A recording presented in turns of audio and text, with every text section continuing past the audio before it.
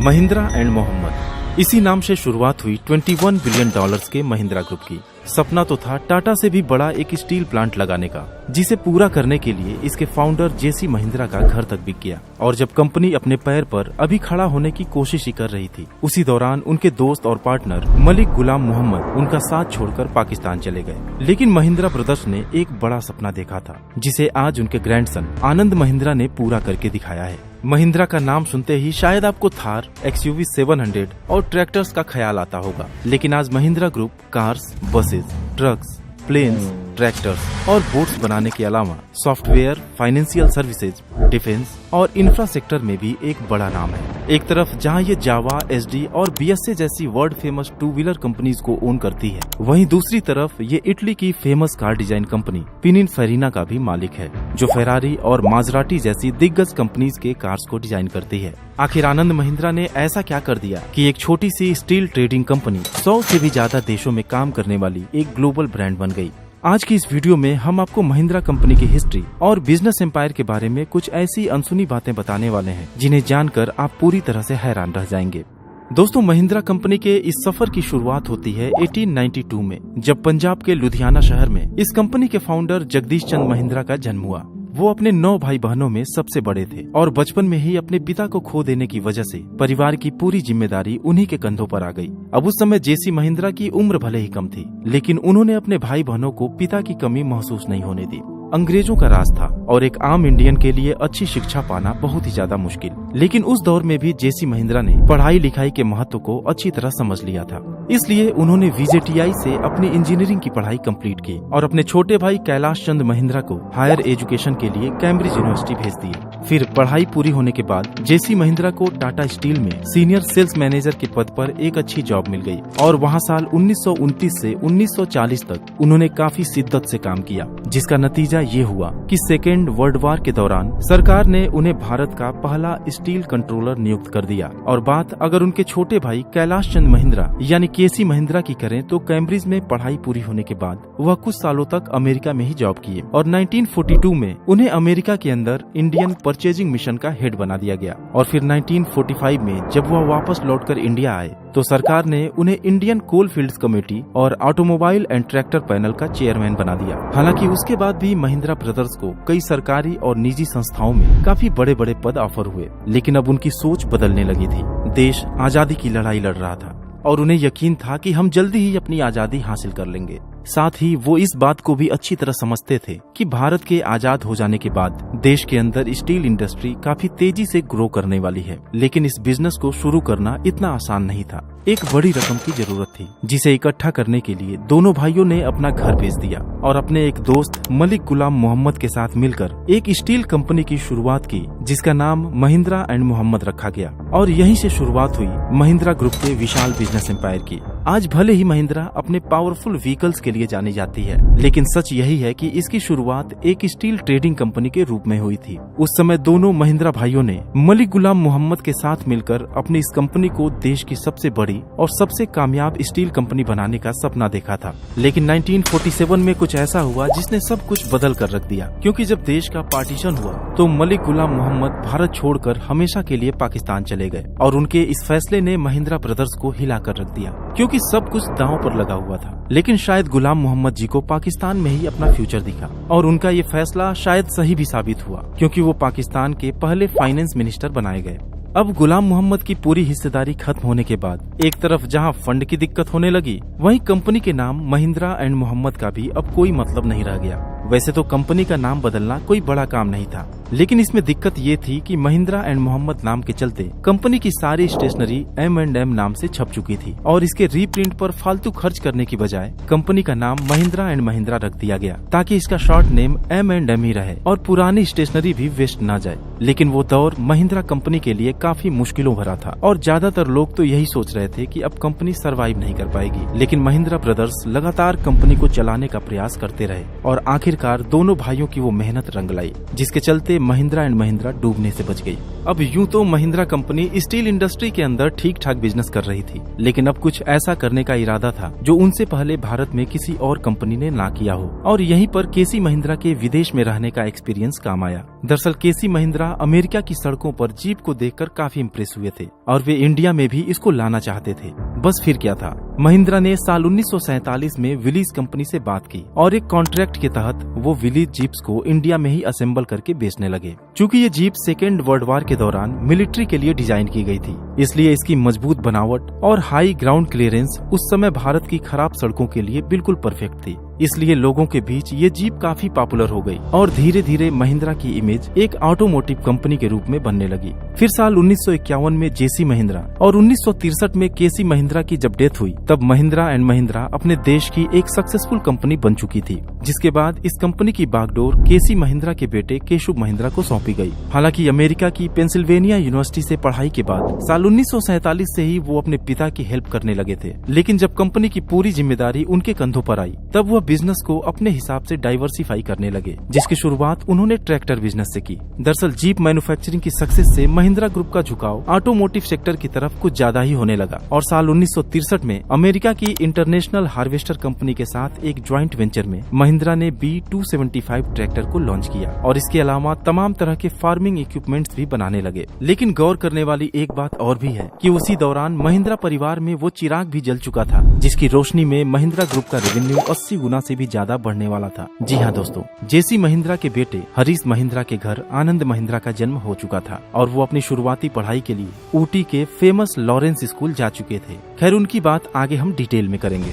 केशव महिंद्रा के लिए बिजनेस को डाइवर्सिफाई करना एक बड़ा चैलेंज था, क्योंकि 60s में गवर्नमेंट के रेगुलेशंस और लाइसेंस राज की वजह से अपने मुताबिक काम करना पॉसिबल ही नहीं था। यहाँ तक कि कितने जीप और ट्रैक्टर्स का प्रोडक्शन करना है, ये भी गवर्नमेंट ही डिसाइड करती थी। लेकिन ऐसे चैलेंजिंग माहौल में भी उन्होंने कंपनी के ग्रोथ को बरकरार रखा और 80s के दशक में महिंद्रा ने अपने बिजनेस को भारत के बाहर भी एक्सपेंड करना शुरू कर दिया। साल 1986 में टेक महिंद्रा की शुरुआत हुई, जो आज महिंद्रा की दूसरी सबसे बड़ी फ्लैगशिप कंपनी होने के साथ ही इंडिया के टॉप 5 IT कंपनीज में अपनी जगह रखती है। और फिर आया 90s का वो दशक जब महिंद्रा ने हॉस्पिटैलिटी और टूरिज्म जैसे बिल्कुल नए स्पेस में एंटर किया और 96 में क्लब महिंद्रा हॉलीडेज की शुरुआत की गई। दरअसल केशव महिंद्रा जी 40 इयर्स की एज में कंपनी के चेयरपर्सन बनाए गए और साल 2012 तक, यानी कि अगले 48 इयर्स तक वो इस पद पर बने रहे। दोस्तों, अब शायद आपको ऐसा लग रहा होगा कि महिंद्रा कंपनी में जो कुछ भी अच्छा हुआ वो सब कुछ तो केशव महिंद्रा जी के समय में ही हो गया था, तो फिर आनंद महिंद्रा ने किया ही क्या? बहुत कुछ किया दोस्तों, वरना महिंद्रा ग्रुप आज जैसी है वैसी नहीं रहती।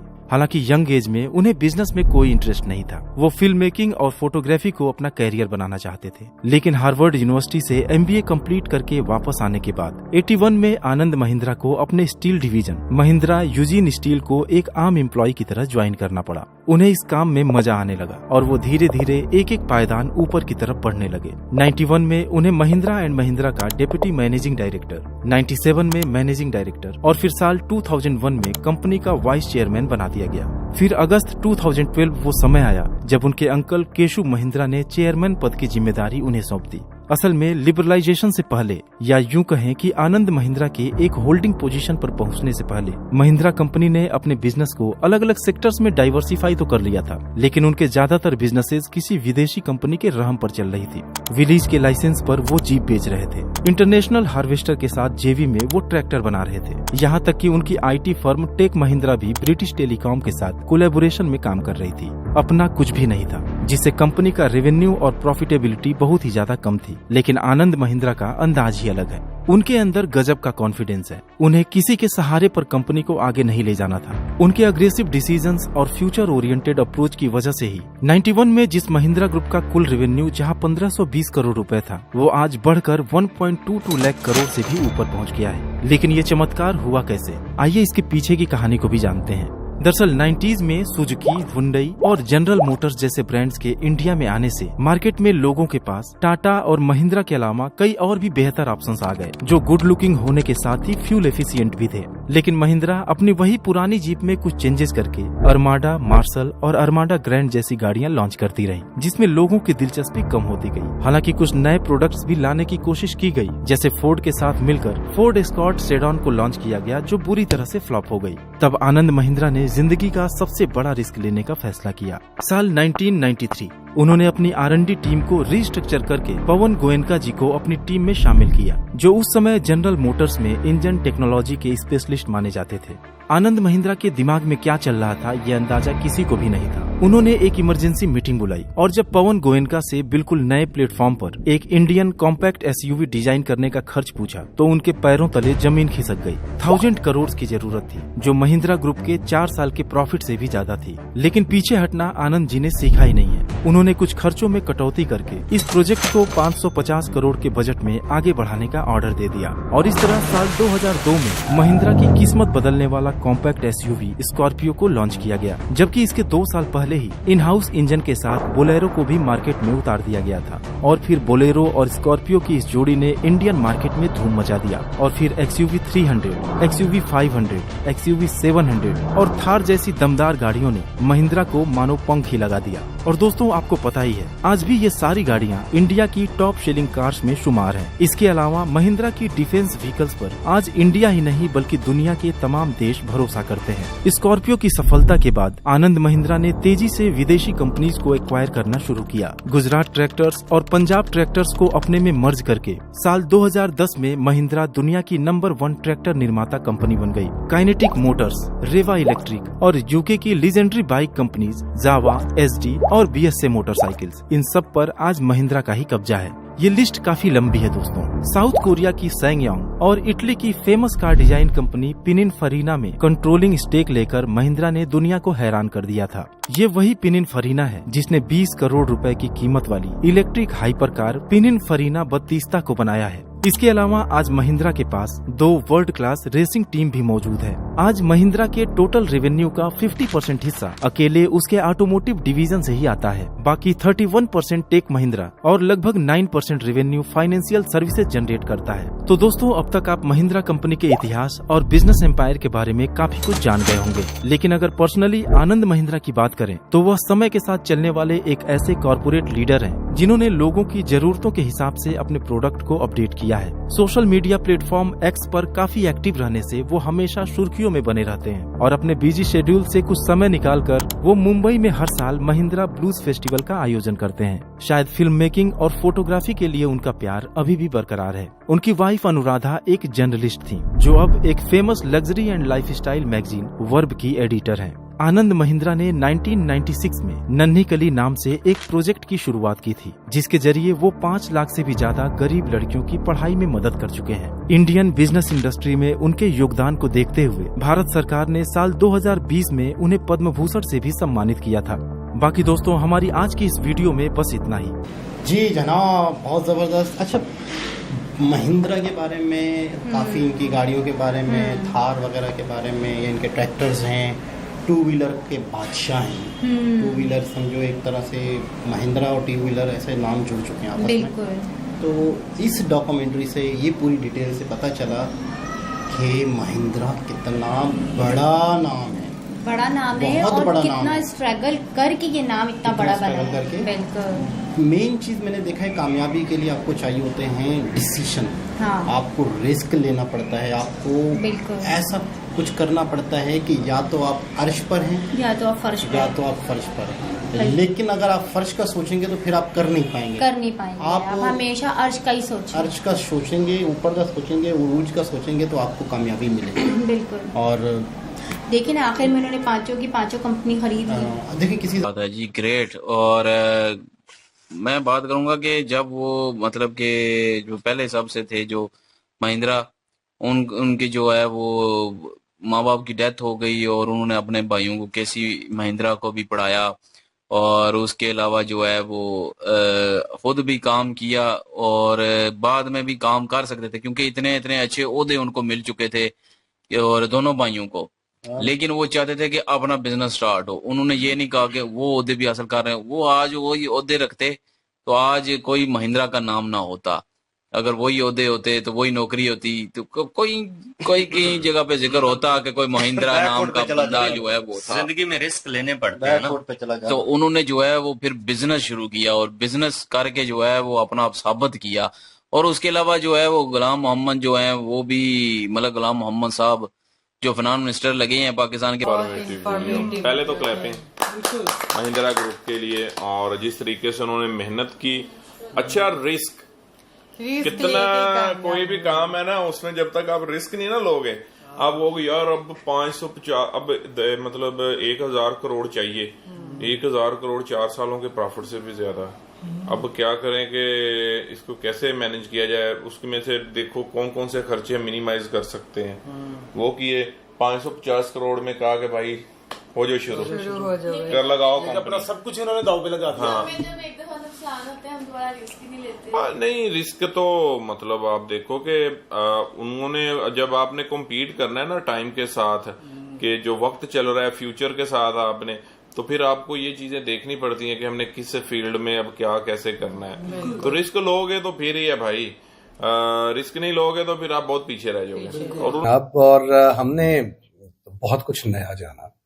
सबसे पहली बात तो ये कि जो इस वीडियो के अंदर मतलब सारी की सारी डिटेल्स बताई गई हैं, मैं वन बाय वन उनकी बात तो नहीं करूंगा। बेसिकली मैं अगर कोशिश कर सकूं तो मैं इसमें से कुछ टेक अवे पॉइंट्स लूंगा और उनके ऊपर मैं बात करूंगा। आपकी बात काट रही हूँ, अगर एक बात मैं पहले कर लूं तो कि मुझे ये जान के बहुत अच्छा लगा है कि आनंद महिंद्रा या इनकी फैमिली का ताल्लुक पंजाब से है। क्योंकि अभी तक हमने जितने भी फेमस और कामयाब बिजनेसमैन देखे हैं वो सबके सब गुजरात से बिलोंग करते हैं। बिल्कुल ऐसा ही है।